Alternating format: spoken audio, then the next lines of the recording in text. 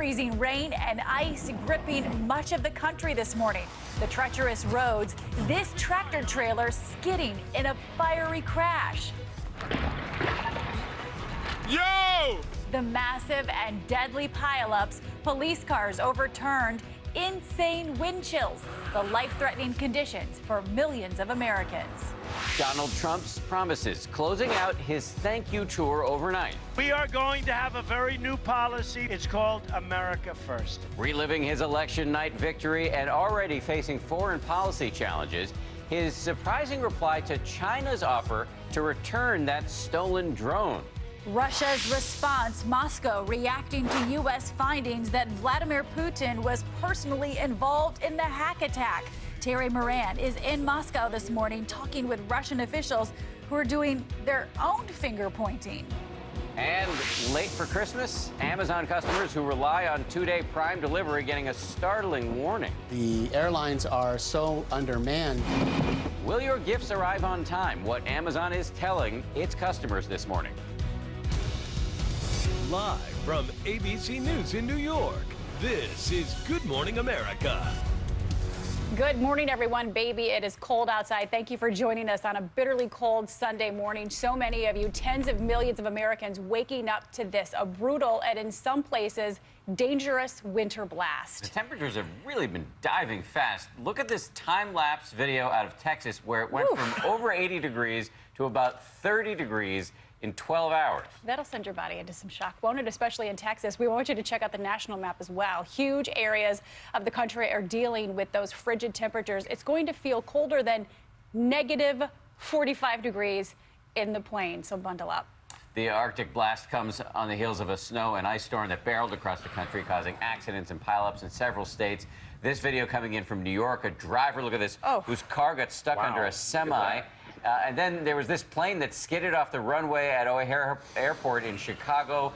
Luckily, nobody hurt there. Yeah, seriously, luckily, but we do have team coverage this morning. We're going to start in one of the coldest parts of the country, Minneapolis, and that's where we find Eva Pilgrim. Good morning, Eva.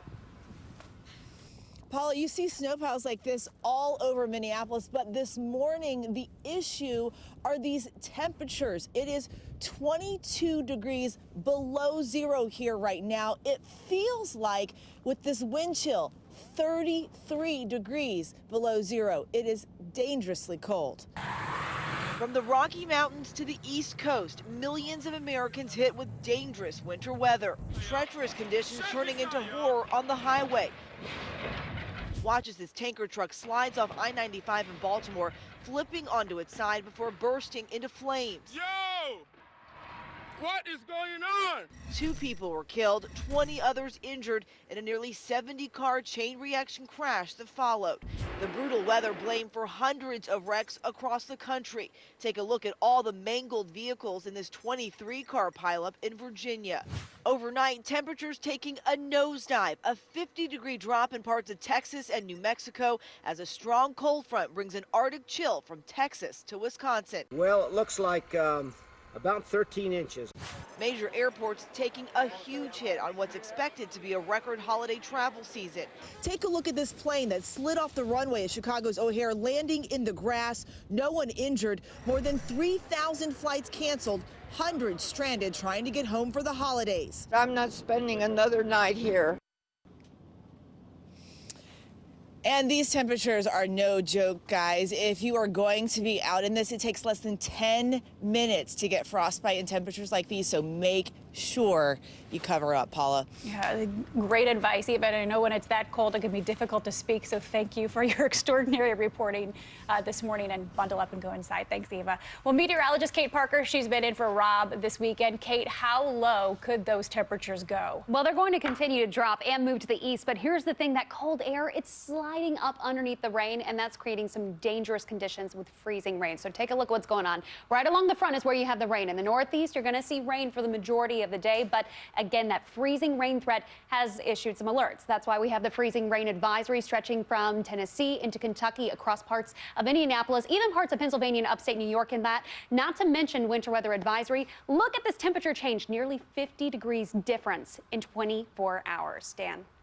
Wild stuff. Kate, thank you. We're going to move on now, though, to the other big story of this morning, and that's the latest on the Trump transition. The president-elect, there he is, wrapping up his thank you tour overnight with a rally in Alabama. This comes against a backdrop of fast-moving foreign affairs developments involving both Russia and China. Meanwhile, members of the Electoral College are getting ready to formally cast their votes tomorrow, and ABC's Mary Bruce is covering it all from Washington. Mary, good morning to you. Good morning. Yeah, Trump's been busy thanking his supporters in recent weeks, but it isn't official yet. Not until tomorrow, when electors are expected to vote in President-elect Trump. But that, of course, hasn't stopped him from weighing in on foreign policy. And this morning, as tensions rise with China, Trump seems to be sending some conflicting messages. Donald Trump arriving in Alabama for the final stop of his thank you tour. Boy, did we do well. Over 8 stops, he's relived his election night victory. Donald Trump and his great movement is president of the United States.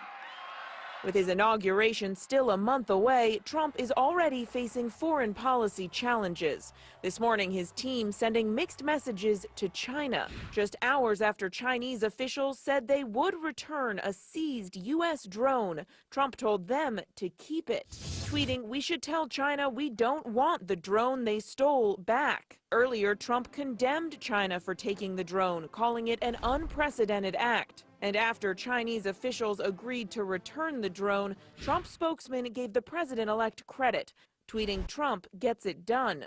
But the Pentagon says the matter was resolved by direct engagement between the U.S. and China. And Trump is still facing questions over Russia's involvement in the U.S. election. We are going to have a very new policy. It's called America First. He had no comment Saturday about allegations that Russian President Putin interfered to help Trump win. But on SNL, a visiting Putin clause jokingly shed some light on their relationship. So you trust me more than American CIA? All I know is I won. All this as electors vote tomorrow to make Trump's victory official. Trump once blasted the Electoral College as a disaster for democracy. But now he's praising the process. I never appreciated it until now, how genius it was, what they had in mind. Now, Trump is now at his Mar-a-Lago club in Florida, where he'll be spending the holidays. And while the official thank you tour may be over, Trump says even though it's not the norm, he may be doing more big rallies in the future because, well, he does things differently. Dan and Paula. Certainly does. And he loves those rallies. Yes, he does. Thank you very much, Mary. Let's go back to Russia. Russia is on the defense, demanding that the U.S. provide proof of these hacking claims or to simply stop making these accusations. ABC's Terry Moran is in Moscow with the latest. Terry, good morning to you. Well, good morning, guys. Russians are watching in amazement, and some right here in the Kremlin with delight, no doubt, at the post-election chaos in the United States. But one thing you hear right away, people don't believe it. They don't believe President Obama's accusations. They don't believe the U.S. intelligence agencies. And of course you'd expect that from the Kremlin. They're denying everything. And the Russian state media, dominated by the Putin regime, they're spinning all kinds of stories, the latest being that the hack was an inside job by disgruntled Democrats. But ordinary Russians, too, can't believe it, that the great American democracy could be so easily undermined by a hack. They just don't believe it. Another thing you hear, relief that Hillary Clinton lost. The Kremlin saw her as a dire threat to Russia's interests. She was seen as too hawkish on foreign policy and anti-Putin. They like Trump, but here, for most people, they don't know Trump. He is, for Russians in the Kremlin and around this country, a welcome change from President Obama, but like he is for people all over the world, for people in the United States, he is a wild card on the world stage. Dan and Paula? Unpredictable. Terry Moran, thank you for reporting in from Moscow this morning. So let's bring in ABC's Martha Raddatz, who's in Washington, where she's going to be hosting this week, later this morning. Martha, good morning to you. In terms of proof from our intelligence agencies, what kind of proof can these folks provide? And can they show their cards without compromising national security with revealing sources and methods and the like?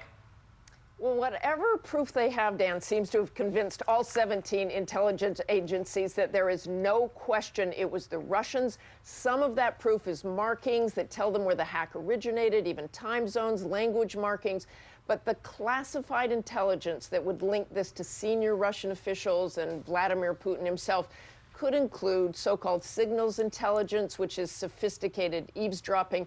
And that is the kind that won't be revealed because it would compromise, as you said, sources and methods. Martha, good morning to you. Thanks for joining us. You know, it kind of feels like we're backed into a corner here with our options for retaliation. President Obama has promised some sort of payback. So what are these options? And really, at the end of the day, how does this thing end with Russia?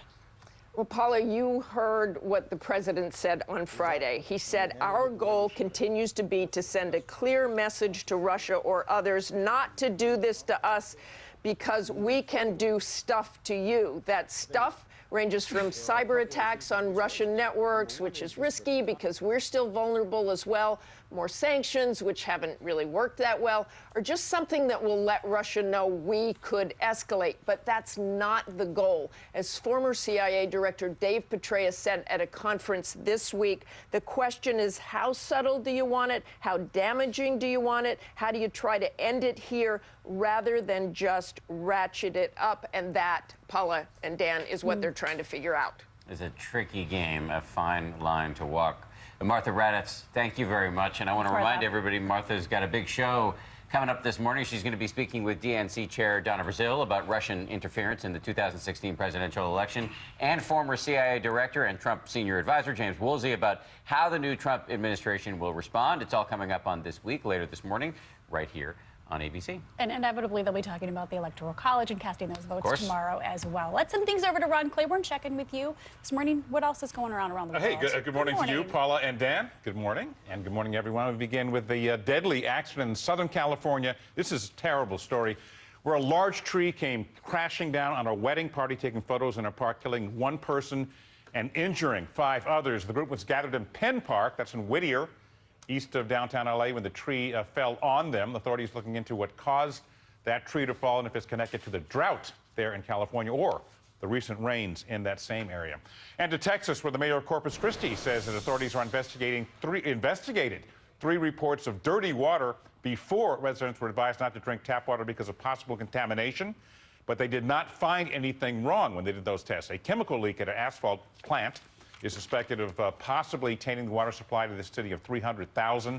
Results of water sample tests are expected later today. And in Columbus, Ohio, 2,500 people, including Vice President Joe Biden, gathering on the campus of Ohio State University for a celebration of life to honor John Glenn. Glenn was remembered for his bravery and patriotism. He was the first American to orbit the Earth. That was in 1962. He also later served, of course, as senator from his home state of Ohio. John Glenn died last week at the age of 95.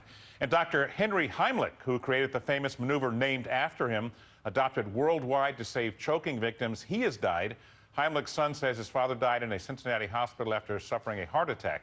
That was earlier in the week. Heimlich made headlines earlier this year when he used his own maneuver for the first time to save a woman's life. Dr. Heimlich was 96 years of age. In college football, Dan, a new career record for rushing. You were asking about this. Has been set.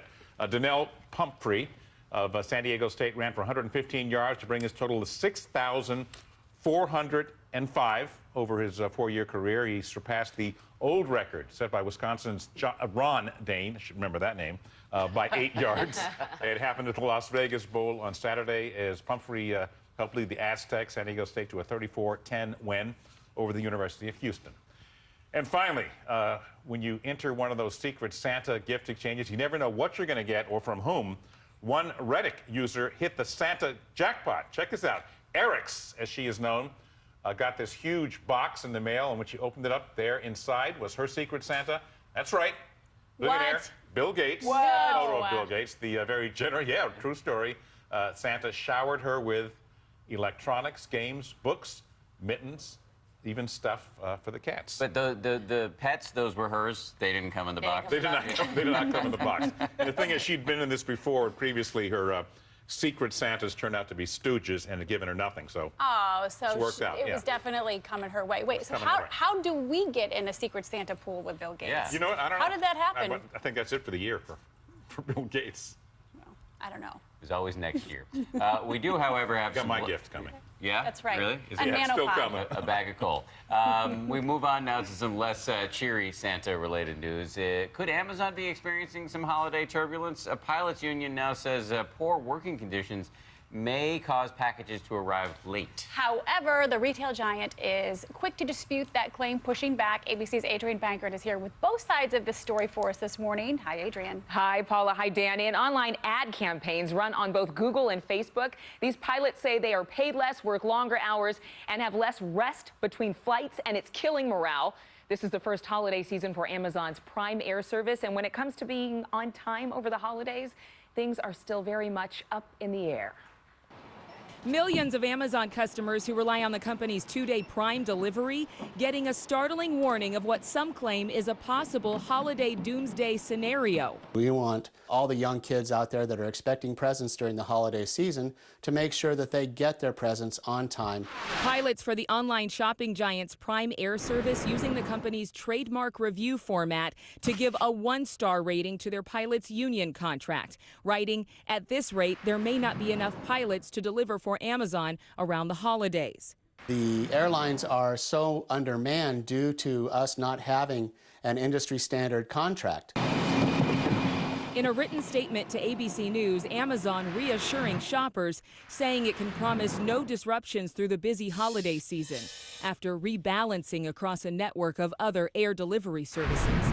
The pilots union taking a severe new swing in its ongoing feud with Amazon and their airlines. In November, disgruntled workers employed by ABX Air walking off the job. A judge quickly ordering them back to work, writing in his ruling, "Imagine Christmas without Amazon." The court determined in this particular case that what the pilots were disputing was a quote-unquote minor dispute. Okay, everybody hopes this will work out right. This was a huge business opportunity for the Amazon pilots, and the contracted companies are working with a spokesperson for the parent company of ABX Air, saying services and schedules have returned to normal and that there is no expectation of any delays to Amazon customers over the holidays. Dan and Paula? Let's hope not. We're keeping our fingers crossed. Those kids want those presents. Yes, they do. Yes. Yes, but we both know how that feels. Certainly. Kate Parker in for Rob Marciano this weekend. Kate, we are not only talking about this brutal blast of cold air, but tornadoes? Yes, tornadoes, 7 reported yesterday. This was in the southern Mississippi Valley. Take a look at this picture. This was out of Boonville, Mississippi, where you can see clearly some damage. So this front packs a punch in so many ways. Wind gusts right now in South Texas just rang in at about 50 miles an hour. So you're going to feel those winds right along the front, and then behind it, they're out of the north, and they are bitterly cold. So be careful, because on the backside of this, we also have that cold air sliding underneath. So you're going to see some freezing rain. You should see most of the rain move out of New England and the Northeast by the time we get to around 8 o'clock tonight. You should be nice and clear. How about these wind chills for your Sunday morning? Oh my goodness, 36 below in Sioux Falls, Des Moines 29 below, and tomorrow not much better. New York City, it'll feel like 17 degrees. So let's get a look at your neighborhood. Temperatures are running well above average to start things off for today. Take a look at this, upper 50s to 60s across the board, but we will be falling cooler into this afternoon, and here's why. An advancing cold front going to be pushing through the area, rain increasing by the time we head into later this morning and into the afternoon, so make sure you carry that umbrella on your way out the door. Here's a look at your extended forecast, drying out for the early half of the week, but falling much cooler with a high of 36 Monday. For the warmth, head to Miami, 83 degrees. Those tickets. Thanks for the advice, Kate. Okay, so speaking of warmth, how about some lights and power? An Ohio man is giving power to the people, letting you take control of his Christmas light display. Diane's got the story for us this morning. Suffice it to say that Tom Hammond is not a control freak. I think we can go with that. He not only lets complete strangers stare at his house all night, but as Paula mentioned, they also control his whole Christmas light display. But while his goal was to do something fun for his community, it looks like he's really bringing some joy to the world. Grand parades of flashing light and perfectly choreographed Christmas spirit are all the rage this time of year. One display might sync up with your favorite pop song. Another might go with your favorite carol. But one enthusiast is giving the controls for his holiday display to anyone with an internet connection. It was wonderful for people driving by to see it and enjoy it, but now people from all over the world can do the same thing. There's a webcam that's on a